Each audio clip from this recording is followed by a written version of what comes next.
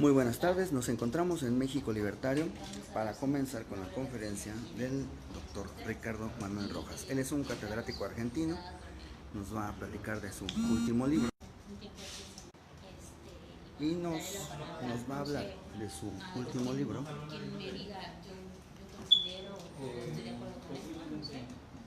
Fundamentos Praxeológicos del Derecho. El doctor fue ganador del concurso de ensayo de la Fundación Caminos de la Libertad. Se encuentra también con nosotros nuestros panelistas, en su momento voy a presentar, y la licenciada Alibet Zúñiga de Se Busca Gente Libre, que nos va a ayudar a moderar este evento. Vamos a comenzar entonces con la transmisión. La transmisión ya empezó en forma. Ustedes en el momento en que quieran, 5, 4, adelante Alibet. Hola, buenas tardes, mucho gusto. Mi nombre es Alibet Zúñiga. Soy abogada egresada de la Universidad Nacional Autónoma de México. Tengo el gusto el día de hoy de moderar este evento, la praxeología del derecho. Nuestros invitados son el doctor Ricardo Rojas. Permítanme, déjenme saco mis notas. También contamos con la presencia del doctor Gerardo Enrique Garibay, y asimismo tenemos la presencia del doctor Antonio Pardo. Me gustaría, antes de comenzar el panel, dar una breve presentación de quiénes son nuestros invitados. Y bueno, comenzaré con el doctor Ricardo. Él es un distinguido jurista y estudioso del derecho con una larga carrera dentro del Poder Judicial en Argentina. Fue secretario letrado de la Corte Suprema de Justicia y después fue juez en el Tribunal Penal de Buenos Aires, ¿no?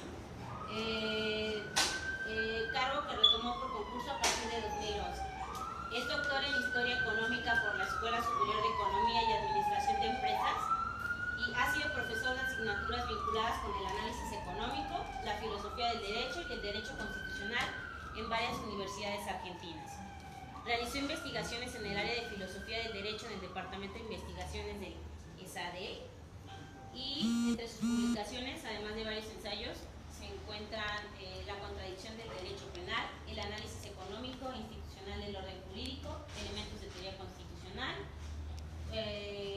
y el pensamiento económico de Juan Hipólito Gilles. El 29 de octubre de este año fue ganador del primer lugar en el 13º concurso de ensayos Caminos de la Libertad con el tema Individuo y Sociedad, Ciencias Sociales o Ciencia de la Sociedad. Les pido por favor un aplauso para nuestro invitado.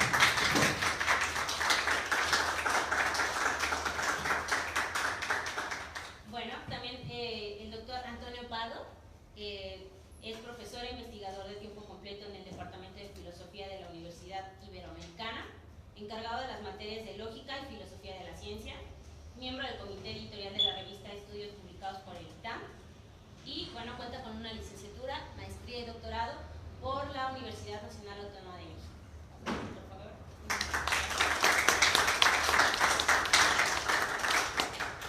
Finalmente, el doctor Gerardo Enrique Garibay tiene un doctorado en Derecho por la Universidad Popular Autónoma del Estado de Puebla. Estudió la licenciatura en Derecho y la maestría en Política y Gestión Pública en la Universidad Iberoamericana.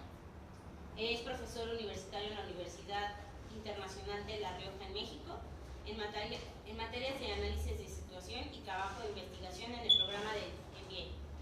Es profesor de materias de partidos políticos en México e historia del pensamiento político en México a nivel de licenciatura. Por favor.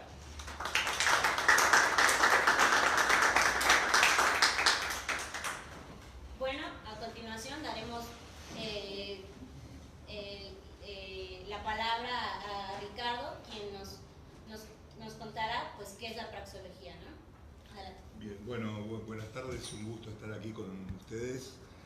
Sí, la idea sería básicamente introducir en los primeros minutos, tal vez después podamos a través de preguntas y avanzar en estos temas, introducir poco lo que es el trabajo que yo hice en este último libro, Los Fundamentos Praxeológicos del Derecho, que apunta a buscar una forma de ver el derecho desde el individualismo metodológico que desarrolló la Escuela Austríaca de Economía. Ustedes saben que la Escuela Austríaca ha desarrollado desde la praxeología, fundamentalmente a partir de los trabajos de Ludwig von Mises, una fuerte teoría en materia de cataláctica o economía, ¿no? La economía ha sido revolucionada a partir de los trabajos basados en una teoría del valor subjetivo y en el individualismo metodológico. Cuando Mises trabaja en estos temas, dice, miren, la praxeología es una ciencia que no solo debería utilizarse para estudiar economía, sino cualquier ciencia social. O sea, toda forma de interacción humana parte de la acción humana. O sea, la acción humana es el punto de partida de cualquier intercambio. Por lo tanto, la praxeología debería estar vinculada no solo con la economía, sino también con el derecho y cualquier otra expresión de interacción entre personas. A partir de esto, eso me hizo pensar a mí, buscar de qué manera se podría fundar una teoría del derecho a partir del individualismo metodológico, utilizando los principios de la praxeología. Y ese es básicamente el tema de este libro, que más que tratar de mostrarles una teoría terminada, diciéndoles esta es la forma en que esto se soluciona, es más bien una propuesta de investigación, es más bien una idea de cuáles son las áreas que nosotros deberíamos desarrollar, los abogados, los juristas, deberíamos desarrollar, para algún día alcanzar el desarrollo que tuvo la economía como ciencia, ¿no? Tanto Mises como Hayek decían que la economía era la ciencia social más reciente, la más nueva, pero que la que mayor desarrollo teórico había tenido. O sea, la economía desarrolló teoría de valor, teoría de precios, teoría monetaria, todo eso a partir del individualismo metodológico y utilizando las reglas de la praxeología. No se hizo lo mismo en las otras ciencias sociales, y este es el punto en discusión. Porque, por ejemplo, si yo les preguntara a ustedes, ¿cómo podríamos saber cuánto cuesta un kilo de pan si no hubiera una autoridad que nos dijera cuál es el precio del pan, y cuál es el precio de la harina, y cuál es el precio de la levadura y de todo lo demás? Y probablemente un economista diría, no, es muy sencillo, la teoría económica ya lo tiene resuelto, es oferta y demanda, es determinación de precios, es escasez, es valor, es todo lo que ya ha sido desarrollado por la ciencia económica, que nos permite no solamente saber que el mercado establece el precio del pan, sino que además cualquier injerencia externa al mercado que intente fijar otro precio que no sea el que se fija por estos métodos de las leyes económicas, va a traer problemas y va a ser inconveniente. El economista sabe perfectamente que esto que pareciera tan complejo como bueno, ¿cómo sabemos a cuánto me van a vender un kilo de pan? ¿Cuánto tengo que pagar por él? La economía lo resolvió. No pasa igual con el derecho. El abogado inmediatamente le va a decir, bueno, pero para saber si un contrato es válido o no, hace falta una ley. Hace falta que la ley regule, porque además necesitamos certidumbre jurídica para que las cosas, saber cómo las cosas tienen que ser. Bruno Leoni, posiblemente el mejor exponente para mí del pensamiento de la escuela austríaca en materia de derecho, tiene un libro extraordinario que se llama La libertad y la ley, donde Bruno Leoni explica perfectamente cómo la certidumbre jurídica se ha generado mucho más fácilmente en sistemas donde no había leyes escritas ni parlamentos que impusieran normas jurídicas a las personas, que en aquellos donde sí existen. Uno piensa que tiene certeza jurídica cuando algo está escrito en un papel. Y como decía Bruno Leoni, los principios del derecho consuetudinario, tanto en la lex mercatoria como en el derecho romano antiguo, como en el derecho anglosajón, perduraron siglos sin necesidad de la intervención de ninguna autoridad. Mientras que una ley escrita en papel, por ejemplo, diciendo que se tiene que construir un aeropuerto en determinado lugar, se puede cambiar al día siguiente porque cambió el gobierno, porque cambió la voluntad o porque cambió la integración del órgano que dispone eso. Nosotros pensamos que lo que está escrito es cierto y va a ser siempre así, y es lo más fácil de cambiar. Cambia la integración de una asamblea legislativa y les cambió la ley. Eso no tiene ningún tipo de certidumbre jurídica. Entonces el mundo, los sistemas jurídicos más importantes del mundo, fueron sistemas que evolucionaron muy lentamente a partir de personas contratando libremente, y cuando tenían un problema iban a un pretor en Roma o un jurisconsulto o a un juez en Inglaterra y resolvía el conflicto. ¿Y cómo lo resolvía? En primer lugar, viendo qué es lo que estaban discutiendo, aplicando criterios de sentido común y de racionalidad, y eventualmente recurriendo a lo que eran las costumbres del lugar. Y de esa manera, la resolución de esos conflictos fue generando un orden jurídico espontáneo, diría Hayek, que no era el producto de ninguna autoridad, que no era el producto de ningún gobierno, y que tenía, curiosamente, mucha más estabilidad que cualquier sistema de legislación escrita. Cuando Justiniano dispone redactar su famoso código, el Corpus Iuris, en el año 533, Roma, el derecho romano se llevaba siglos, muchos siglos, 10 siglos de evolución, de pretores elaborando, resolviendo conflictos, elaborando pequeñas máximas y pequeñas reglas. Lo que hizo Justiniano fue meter todo en un código.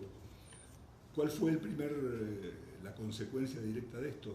A partir de ese día, el derecho pasó a ser lo que el emperador dice que es, y no lo que la gente durante siglos fue evolucionando como derecho. Por lo tanto, y nosotros en América Latina tenemos un problema muy serio con el derecho, porque el derecho se identifica con una creación estatal de ley, y por lo tanto depende del humor de los políticos y de los gobiernos, y cambia el derecho, y los marcos jurídicos cambian cuando cambian los gobiernos, y eso realmente no es derecho.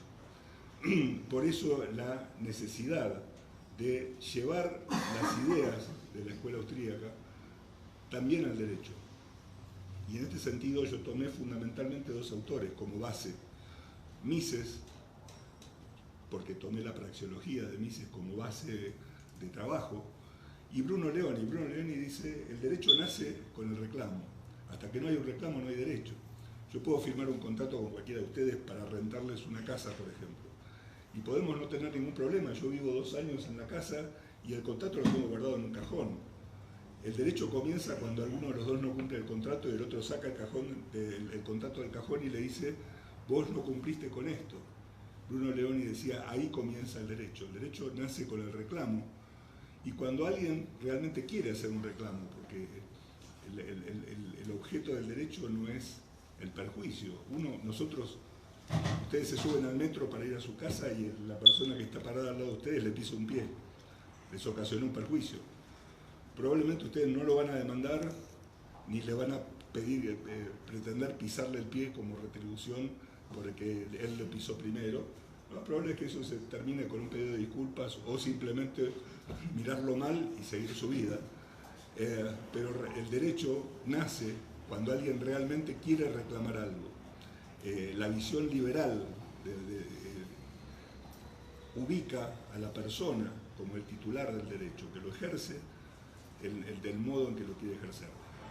Para poder elaborar un sistema jurídico alrededor de esto, yo desarrollé varias áreas del derecho que necesitarían desarrollo teórico al modo que se hizo con la economía. La teoría de los contratos, la teoría de la resolución de conflictos extracontractuales, de daños, la teoría de las instituciones, pensando en instituciones al modo en que Hayek las definía como formaciones, esto es, como formas espontáneas surgidas del acuerdo entre las partes. La teoría de las normas, yo creo que tal vez el punto más importante para mí del libro puede ser la idea de buscar el desarrollo de una teoría de la norma que no implique la imposición por una autoridad. Yo creo que eso se puede lograr y está explicado, pero eso requiere también un desarrollo teórico muy grande. La teoría de la resolución de conflictos, y en este caso no estoy hablando simplemente de que haya jueces estatales monopólicos, sino todos los mecanismos de solución privada de conflictos que se pueden generar con todo tipo de reglas de solución de conflictos que las partes pueden acordar entre sí, y fundamentalmente una teoría de cómo ejecutar las decisiones de los árbitros, que es, porque el último punto donde se dice que no puede haber derecho sin Estado es, bueno, pero cuando el árbitro resuelve, el Estado tiene que hacer cumplir lo que el árbitro resolvió, si no, no se va a cumplir. Bueno, también hay soluciones privadas para eso. El punto es que hay que trabajar mucho en ese camino para poder desligar definitivamente el Estado del derecho, como la escuela austríaca ha desligado el Estado de la economía, también desligarlo del derecho. Una última cosa para no extenderme en estos primeros minutos y después posiblemente poder interactuar. Esto se vincula bastante con lo que fue mi trabajo para Caminos de la Libertad recientemente, que va un paso más allá. Yo escribí este libro diciendo hay que llevar la praxeología al derecho. En el trabajo de Caminos de la Libertad lo que estoy diciendo es que hay que llevar la praxeología a toda la ciencia social, que ya no serían ciencias sociales distintas, sino que el principio metodológico de toda forma de interacción humana es uno solo y se basa en la praxeología y debería ser utilizado para cualquier aspecto de la interrelación humana, porque el derecho o la teoría de las instituciones o la economía son aspectos distintos de un mismo proceso, que es el intercambio entre personas. De modo que las bases metodológicas de estudio de todas estas ciencias deberían ser la misma. Y sin embargo, como han tenido evoluciones distintas todas estas ciencias, y por obra del racionalismo en el siglo XVIII y XIX se las consideró y se las estudió en forma separada, tienen incluso bases metodológicas que son distintas y contradictorias entre sí. Entonces la idea de este trabajo, que de alguna manera es una derivación del libro, es vayamos un paso más allá y estudiemos a la interacción humana, así como la praxeología es la ciencia de la acción humana, deberíamos encontrarle un nombre, llámese ciencias de la sociedad, llámese sociología con otro contenido o el que quieran ustedes. Busquemos una ciencia de la interacción humana que, partiendo de la praxeología, nos permita elaborar una teoría para estudiar cualquier tipo de interrelación entre personas. Ese es básicamente, el tema es árido, pero esa es básicamente la propuesta. Como propuesta es posiblemente muy audaz y justamente por eso mismo yo lo que digo es que debemos empezar a trabajar en ese camino. Hay un largo camino de estudio teórico que hay que hacer, pero abandonar el camino para donde estamos yendo, que nos está llevando cada vez más hacia el colectivismo metodológico, y retomar la senda que los autores escoceses y después los austríacos trajeron para estudiar las sociedades del individuo y no al revés. Eso básicamente para empezar y después seguimos. Muchas gracias.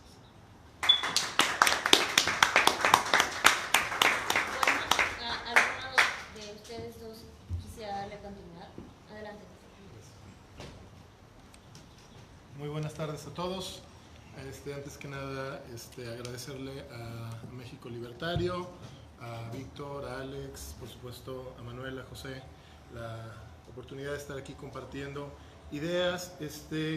Me parece a mí fundamental este tema que nos plantea el doctor Rojas, y además es de esas verdades que son absolutamente evidentes una vez que alguien las plantea, y que en ese momento, o sea, yo cuando me invita a Víctor y me dice, mira, es que el tema es los fundamentos praxeológicos del derecho, y fue así de, es cierto, o sea, ¿por qué siendo,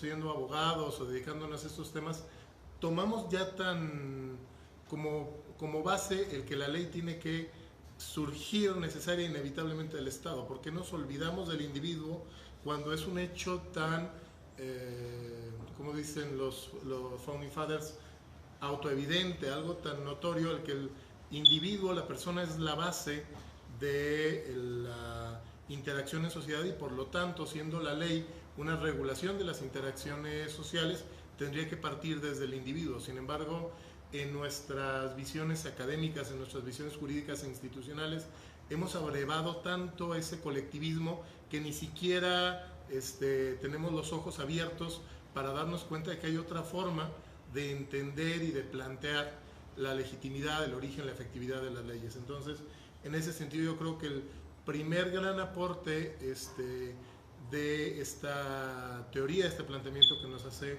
el doctor Rojas, es el de abrirnos los ojos a esa posibilidad que está enfrente de nosotros, pero que muchos pues simplemente no la observamos, ¿no? Incluso teniéndola enfrente hemos estado tan mentalizados al colectivismo desde la propia facultad, en el caso de los abogados, que todo lo vemos como una construcción del Estado, ¿no? Y vemos nuestros maestros casi con lágrimas en los ojos nos hablan del digesto de Justiniano y de los códigos de Napoleón, como si antes de eso no hubiera habido leyes, o como si solo la ley funcionara bien a partir de la construcción de su texto escrito. Y a partir de ello quisiera compartirles algunas breves reflexiones sobre este tema, que juega mucho en el tema de lo que hablaba el doctor Rojas, de la certidumbre, ¿no? Los seres humanos anhelamos la certidumbre, nos incomoda estar en una situación de incertidumbre, y hemos llegado a creer que el que algo esté puesto por escrito lo vuelve cierto, lo vuelve realidad, que el que algo esté escrito en un libro lo vuelve hecho. Es lo que yo le llamo la tentación de Merlín, el querer resolver las cosas por arte de magia, el querer diseñar un hechizo que nos permita resolver un problema. Y en México, en América Latina, hemos tendido mucho a querer construir esos libros de hechizos en nuestras constituciones y en nuestras leyes. Particularmente en el caso de nuestro país, esa manía de querer meter todo en la Constitución. Cada vez que a alguien se le ocurre un nuevo derecho, una nueva idea, una nueva institución que perfectamente puede caber en la legislación secundaria, no, hay la obsesión de no, es que tiene que ir en la Constitución, tiene que estar el derecho en la Constitución, como si en el momento de que estuviera en la Constitución mágicamente se convirtiera en realidad, ¿no? El derecho al Internet, me andaba presumiendo mucho un amigo en la legislatura federal pasada, es que ya aprobamos el derecho a Internet en la Constitución. Le digo, ok, y en ese momento mágicamente se me va a aparecer un módem, ¿ok? Duró como 3 días sin hablarme. Pero tenemos esa manía de meter las cosas en la Constitución, y eso acaba generando incertidumbre. Tenemos, queriendo fortalecer nuestra certidumbre, acabamos consiguiendo el efecto contrario, que era lo que planteabas respecto al aeropuerto. En nuestra Constitución tenemos, en la Constitución Federal, más de 700 reformas en un texto que tiene 100 años, y que esas reformas lo han vuelto un texto absolutamente impracticable. O sea, y no solo lo decimos desde un punto de vista libertario, anarcocapitalista, incluso la gente del Instituto de Investigaciones Jurídicas de la UNAM, que no son libertarios radicales en ninguna concepción, estuvieron haciendo un trabajo previo al centenario de la Constitución para decir, oigan, es que tenemos que reordenar esto, porque ya de tantos hechizos de chile, de mole y de manteca, resulta que nuestro documento es gigantesco y es impracticable.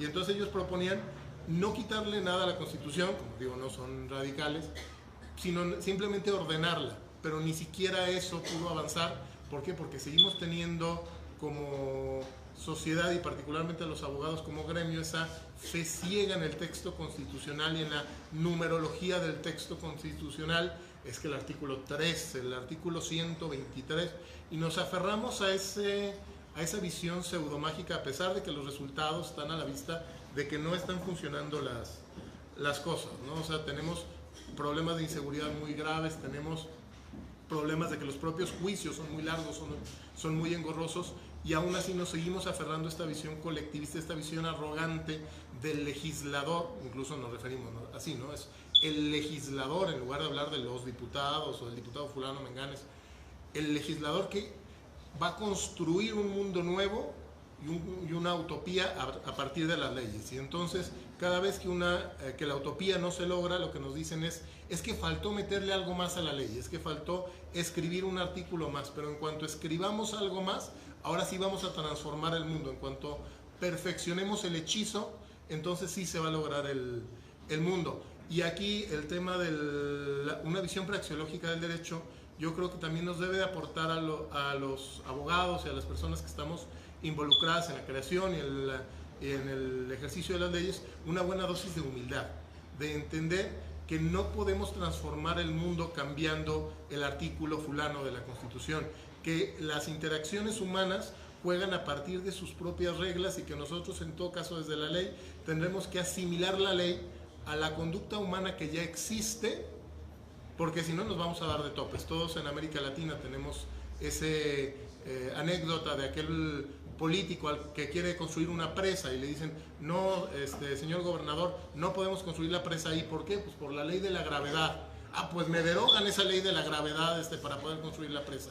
Y así como es absurdo pretender derogar las leyes de la física desde una legislación, también es absurdo pretender derogar la manera en que funcionamos los seres humanos, pretender derogar la acción humana desde la ley. Es igualmente absurdo, aunque no nos damos cuenta de eso en el debate público y en el debate jurídico en nuestros países, porque tenemos demasiado absorbida esa visión positivista del código napoleónico, del digesto de Justiniano, y esa visión colectivista en la que las sociedades, como decía Bastiat, el individuo se convierte en barro en las manos del alfarero legislador que le va a dar, según él, la forma que él quiere. Y eso es un error que estamos viendo de manera constante en nuestros países, pero aún así de repente nos cuesta mucho trabajo aceptarlo, y para ello, para abrir los ojos a esta realidad, creo que nos sirve muchísimo lo que nos ha planteado el doctor Rojas en su libro, y bueno, también en el ensayo que comentas,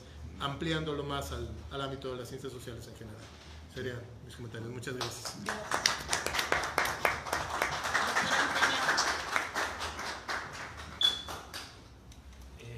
Gracias a Víctor por la invitación. Es un honor para mí estar compartiendo esta mesa. Digamos, mi comentario va a ser el de un Lego. Yo no soy abogado, no tengo estudios jurídicos, y además pues no pude leer el libro que estoy presentando porque no lo tengo, ¿no? Lamentablemente la distribución de estos libros es complicada en México, ¿no? Pero bueno, he leído otros textos del profesor Rojas y bueno, lo menos que puedo decir es que coincido, ¿no? Lo cual es bastante gratificante. Ahora, también es muy gratificante estar en un foro como este porque para mí es algo inaudito, y es que estoy presumiendo que la mayoría de quienes estamos aquí somos libertarios. Yo lo presumo, pero el caso es que como yo trabajo en la academia, pues ahí encontrarse un libertario es una cosa rarísima. Entonces generalmente me siento un poco mal cuando expongo mis ideas con ellos porque me acusan de lo peor, me acusan de ser un tipo muy tonto, que no entendía Marx, a pesar de que mi tesis de doctorado dice sobre Marx, pero me acusan de eso y de muy tonto, o ser un absoluto hijo de puta que no se preocupa por los demás. Ahora, justamente creo que el tema que estamos platicando tiene que ver con este cargo, ¿no? Generalmente nosotros cuando alegamos cosas, ¿no? Los impuestos son un robo, la distribución de la riqueza es una forma de subvención, etcétera, etcétera, siempre viene el reproche de pero es que vivimos en sociedad.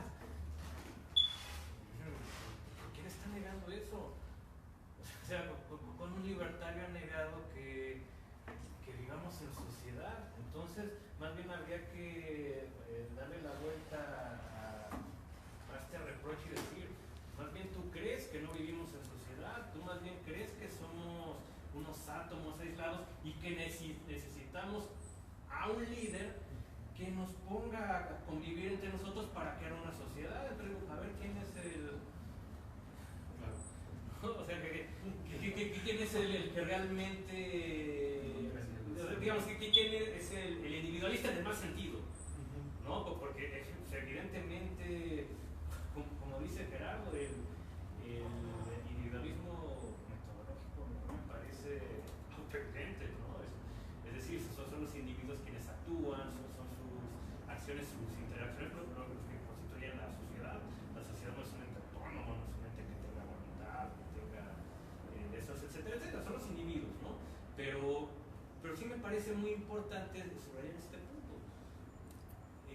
La perspectiva del individualismo metodológico supone que justamente los individuos, al interactuar entre sí, no demandan la existencia de un agente exterior que digamos que los ponga en contacto, ¿no? Ahora, justamente en este sentido, esta idea da lugar a lo que hemos estado aquí practicando.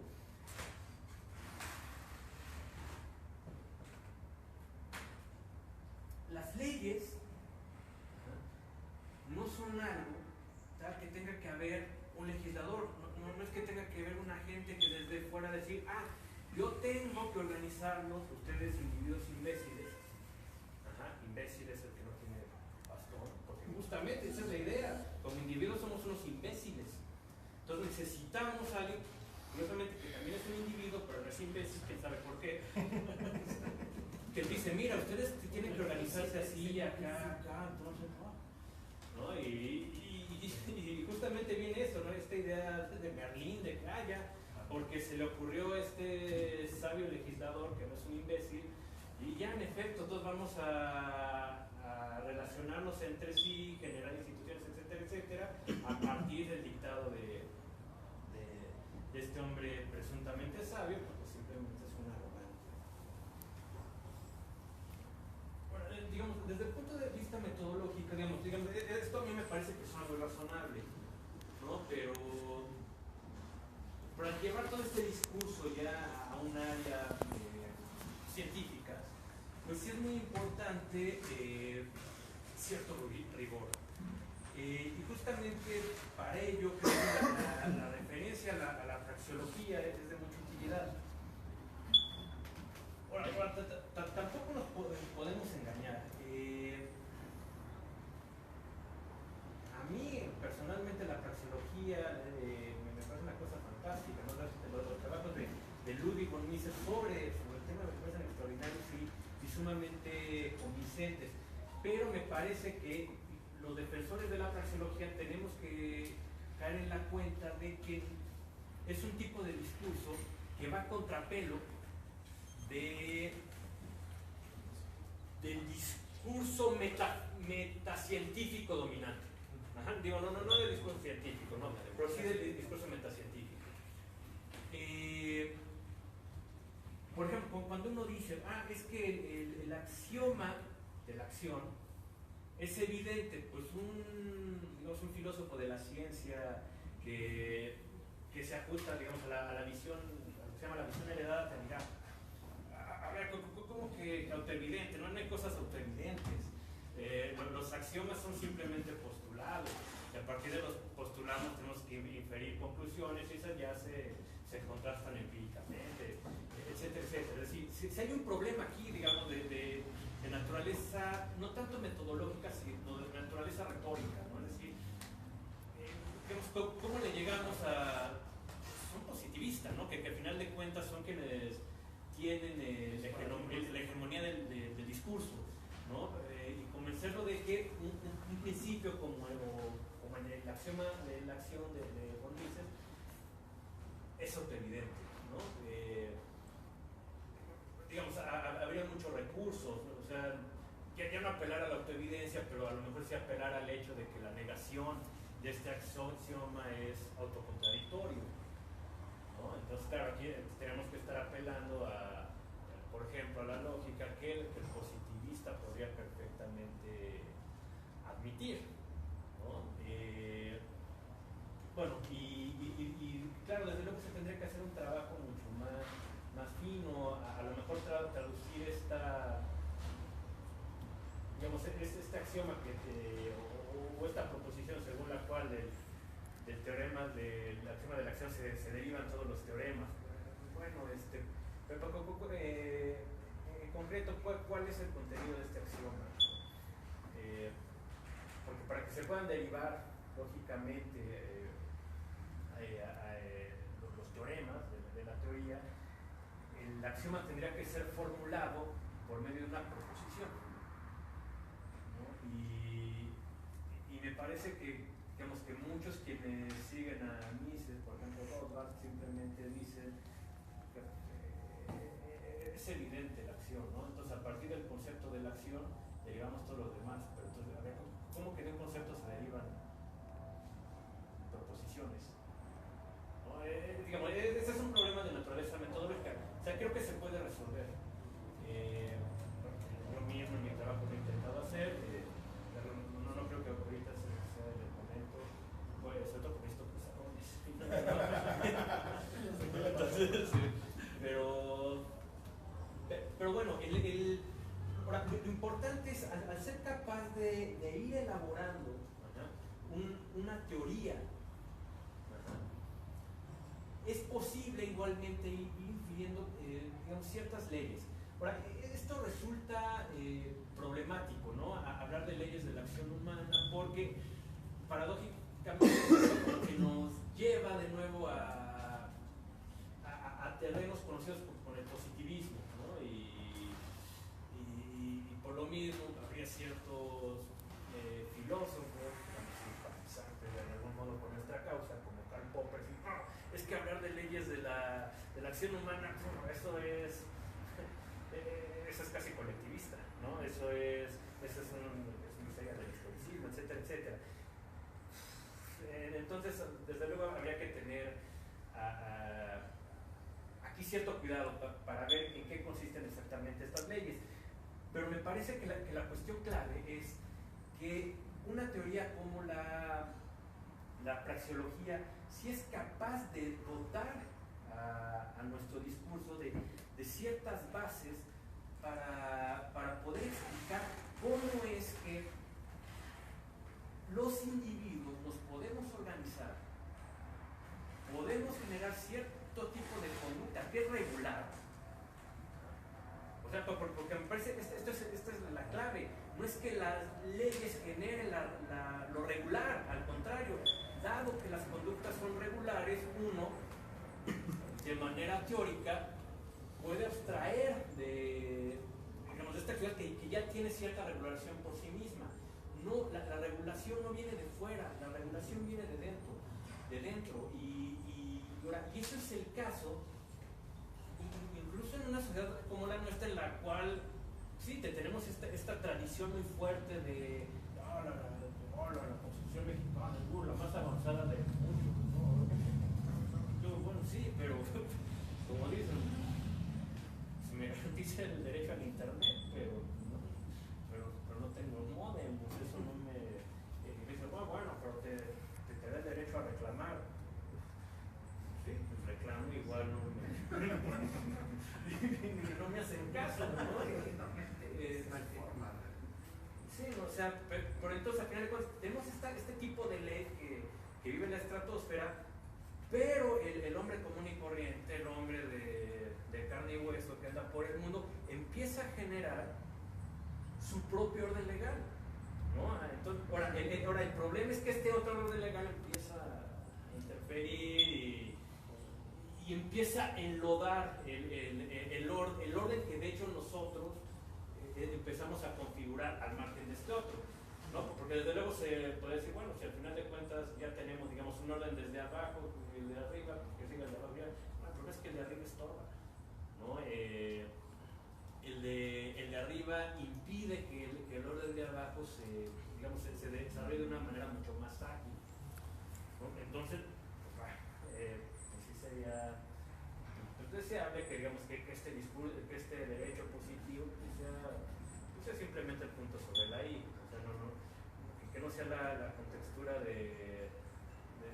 nuestra acción cotidiana, sino que diga, como decía Hegel, ¿no? Que era el trabajo del monarca, pues simplemente decir, sí, estoy de acuerdo, ¿no? Pero al final de cuentas, el trabajo se hace desde abajo, ¿no? Entonces, pues bueno, Alibet, dos preguntas. Desgraciadamente me quedo con muchas cosas, porque desde luego esto es un tema amplísimo y me hubiera encantado haber podido leer el libro que pues, ojalá que lo hayan traído, sí, ¿no? Porque de verdad es un tema que a mí me parece crucial, ¿no? Pues, Dos preguntas.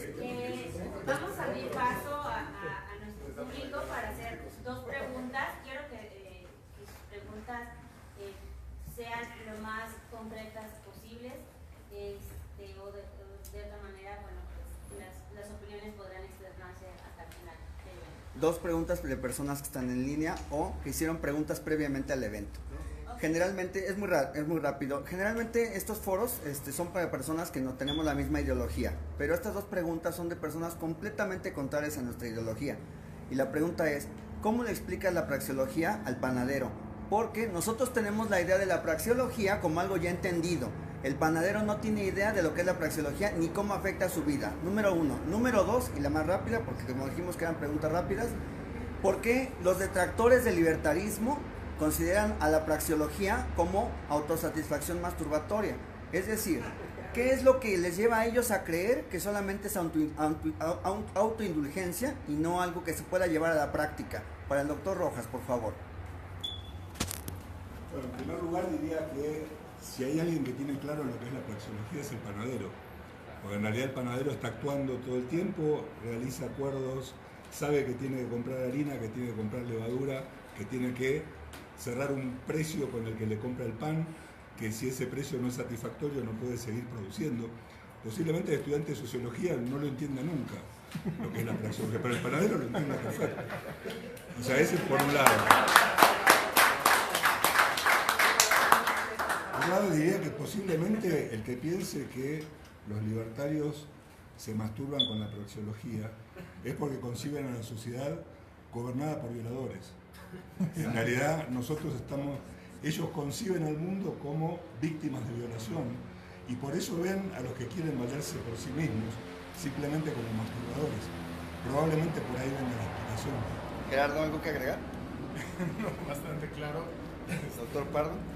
Bueno, o sea, me parece que a lo mejor digamos, este reproche, ¿no?, de la autoindulgencia es por el hecho de que, digamos, en principio el axioma de la praxeología se defiende que es un principio a priori, ¿no? Que es decir, que no es contrastable empíricamente.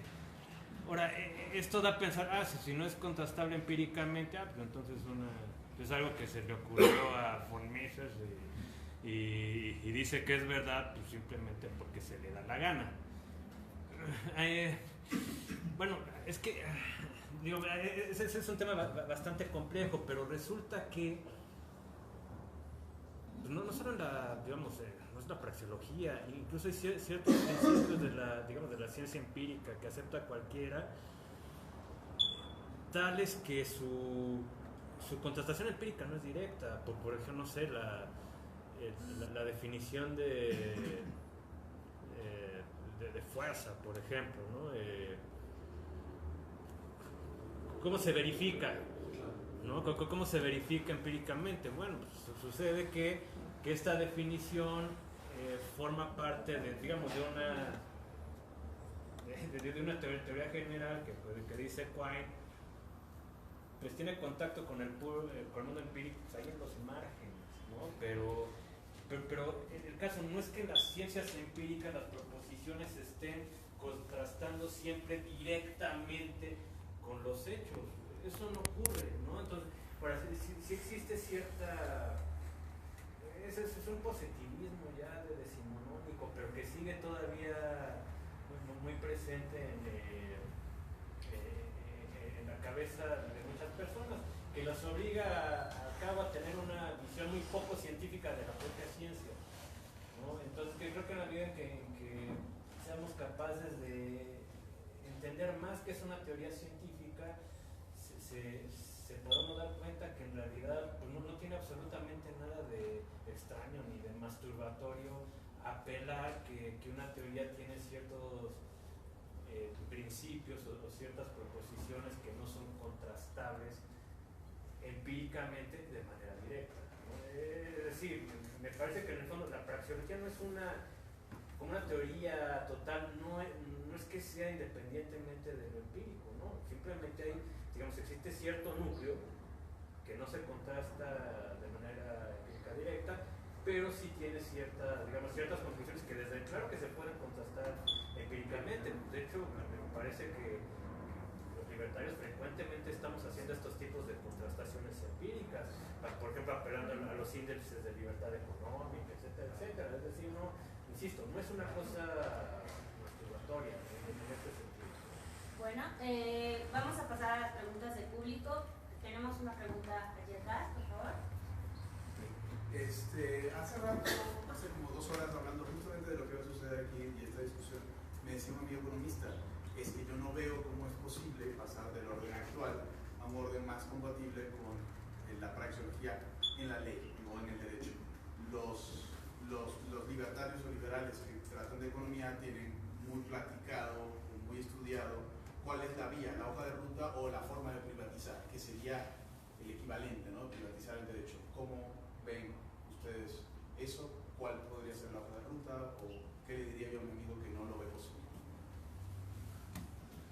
Bueno, sí, en ese sentido, por eso traté de recalcar muchas veces, y eso lo explico, lo desarrollo más en el libro, que en realidad hace falta esa hoja de ruta que los economistas ya tienen y que requiere un desarrollo teórico que el derecho todavía no tiene, que en realidad en algún momento tuvo, porque si uno piensa en los principales órdenes jurídicos de la historia, todos fueron órdenes espontáneos que nacieron sin autoridad. Y probablemente el ejemplo mejor de esto sea la lex mercatoria. Durante 5 siglos los puertos del Mediterráneo comerciaron y florecieron con intercambios económicos que se realizaban entre gente que venía de lugares tan lejanos como África, Escandinavia, Asia y toda Europa. Hablaban idiomas distintos, tenían culturas distintas, leyes diferentes, en algunos casos se odiaban entre sí. Todos comerciaban y resolvían sus conflictos a través de sistemas de árbitros. Lo maravilloso de esto es que tanto ese derecho consuetudinario elaborado por la ley mercatoria como las decisiones de los árbitros, no había abogados en ninguna parte de este proceso, eran todos comerciantes. Los comerciantes resolvían los conflictos y los comerciantes iban elaborando los principios generales. Tuvimos esa historia en el mundo, luego la abandonamos, ahora tenemos que volver a reelaborarla y requiere, por eso es bastante trabajo, por ejemplo, en la teoría de los contratos, pero desde una visión individualista, la teoría de los daños desde una visión individualista, una teoría de las instituciones, que es el camino fundamental para luego encontrar mecanismos de resolución de conflictos y de ejecutar las decisiones de los árbitros, también desde el individualismo metodológico, una teoría de las normas desde el individualismo. Todo esto requiere el mismo trabajo que los economistas hicieron fundamentalmente en la segunda mitad del siglo XIX, elaborando teoría del valor, utilidad marginal, teoría de precios, determinación de precios, etcétera, que nosotros no lo tenemos. ¿Cómo se puede ir dando ese paso, ese camino? Bueno, obviamente en la medida en que surja